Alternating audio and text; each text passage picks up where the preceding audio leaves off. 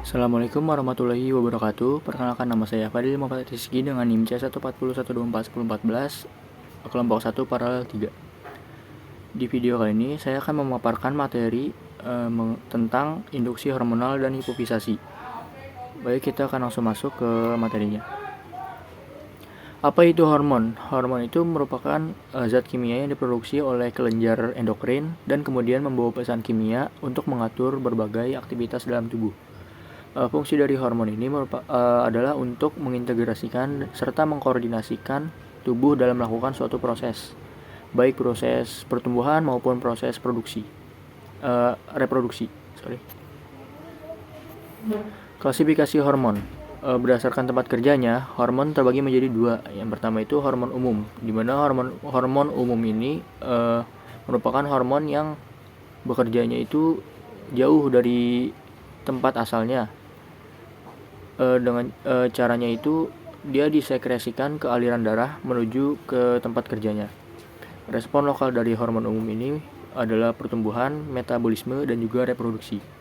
Yang kedua adalah hormon lokal. Hormon lokal merupakan hormon yang bekerja dekat dari tempat asalnya, yaitu dengan cara dilepaskan ke cairan jaringan sekitar sel. Respon lokalnya adalah peradangan, kontraksi jaringan, dan juga regulasi sel. Hormon lokal sendiri terbagi menjadi dua. Yang pertama itu autokrin. Autokrin ini merupakan suatu hormon yang dihasilkan akan kembali lagi ke sel yang memproduksinya. Jadi apabila suatu sel memproduksi hormon, dia akan melepaskannya, namun ditangkap kembali oleh sel tersebut dengan reseptornya. Yang kedua ini ada parakrin. Parakrin ini merupakan suatu hormon yang dihasilkan akan dilepas ke sel tetangganya atau sel terdekat.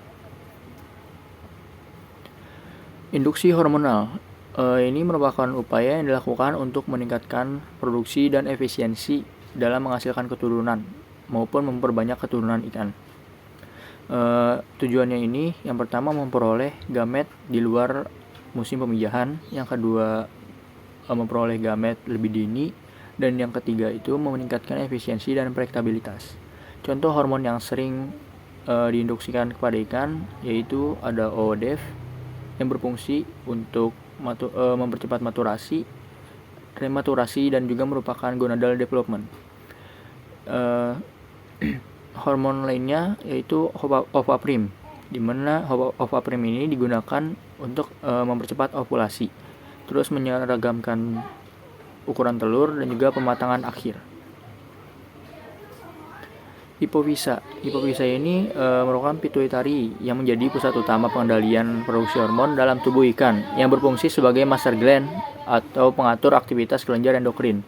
Hipofisa diambil di bagian otak, tepatnya di hipotalamus. Donor hipofisa ini terbagi menjadi tiga, yaitu homoplastik, heteroplastik, dan juga universal, di mana homoplastik ini adalah spesies ikan donor yang sama dengan spesies ikan resepiannya. Contohnya itu ikan lele ke ikan lele, terus ikan mas ke ikan mas, dan juga ikan salmon dan ke ikan salmon. Yang kedua itu ada heteroplastik, di mana heteroplastik ini merupakan spesies ikan donor yang jenisnya itu berbeda pada ikan resepiannya. Contohnya itu ikan salmon ke ikan lele, dan juga ikan mujair ke ikan nila. Lalu yang terakhir ini ada universal, yang dimana spesies ikan tertentu yang dapat digunakan untuk berbagai jenis ikan. Contohnya itu ada ikan salmon, ikan lele, dan juga ikan mas. Lalu di sini ada prosedur hipofisa.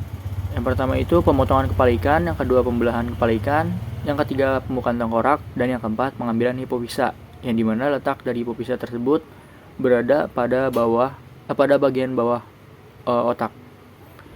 Lalu adapun beberapa teknik yang dilakukan untuk menginduksi hipofisa yang siap digunakan ke ikan resepian. Antara lain itu ada intramuskular, intraperitoneal, intrakranial, intravena, oral, dan juga perendaman.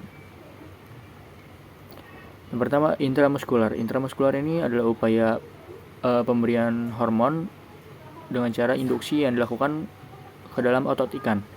Kelebihan dari intramuskular ini itu mudah dilakukan, namun memiliki kekurangan, yaitu kurang efektif diaplikasikan kepada ikan-ikan kecil. Yang kedua, intraperitoneal. Intraperitoneal ini merupakan upaya induksi hormon yang dilakukan ke dalam rongga perut atau abdomen.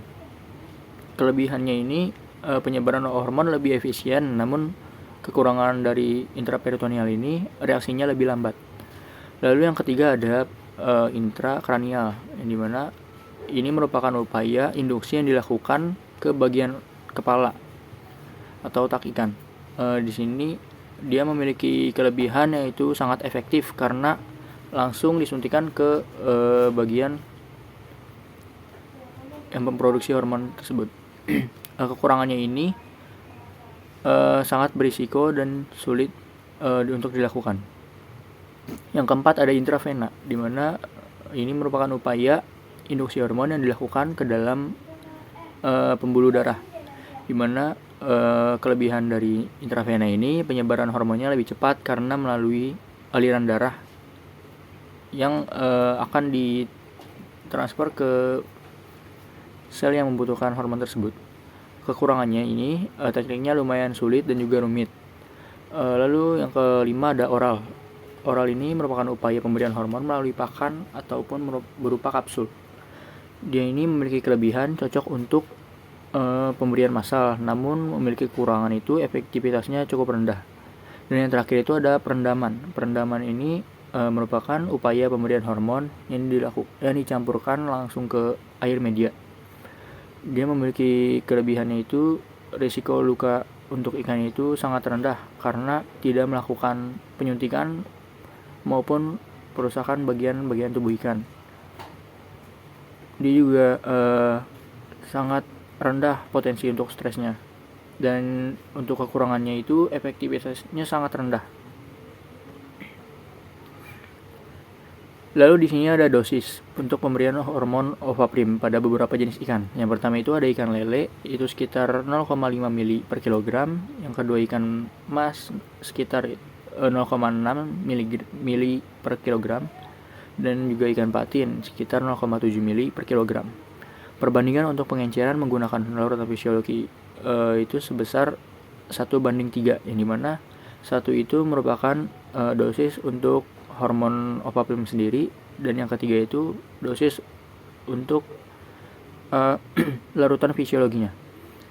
Serta untuk hipofisa itu sebesar 1:1,5 sesuai berat badan atau bobot ikan. Baik, itu saja yang dapat saya sampaikan. Kurang lebihnya mohon maaf. Semoga bermanfaat. Wassalamualaikum warahmatullahi wabarakatuh. Sampai jumpa di video selanjutnya.